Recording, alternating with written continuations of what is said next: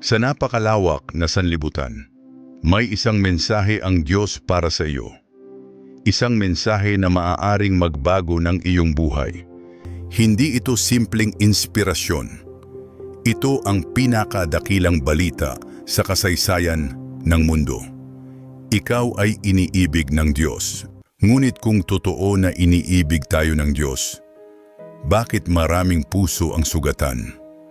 Bakit maraming tao ang nabubuhay sa guilt, takot, at kahihiyan?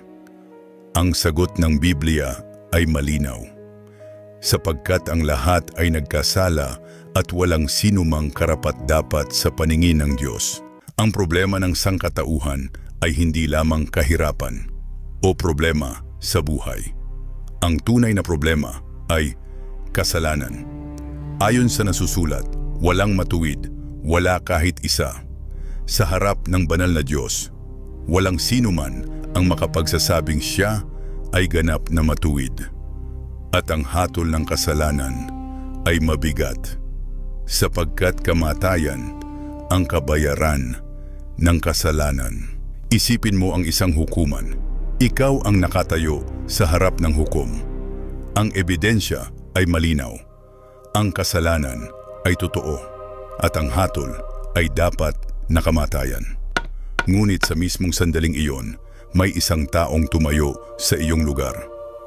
Ngunit ipinadama ng Diyos ang kanyang pag-ibig sa atin nang mamamatay si Kristo para sa atin noong tayo'y makasalanan pa. Ang anak ng Diyos ang nagbayad ng parusa. Si Kristo'y namatay dahil sa ating mga kasalanan. Inilibing at muling nabuhay sa ikatlong araw. At dahil kay Kristo, may bagong hatol na inilalabas ang langit. Hindi lamang kapatawaran, kundi buhay na walang hanggan. Ang kaloob ng Diyos ay buhay na walang hanggan sa pamamagitan ni Kristo Jesus. Ngunit ang biyayang ito ay kailangang tanggapin.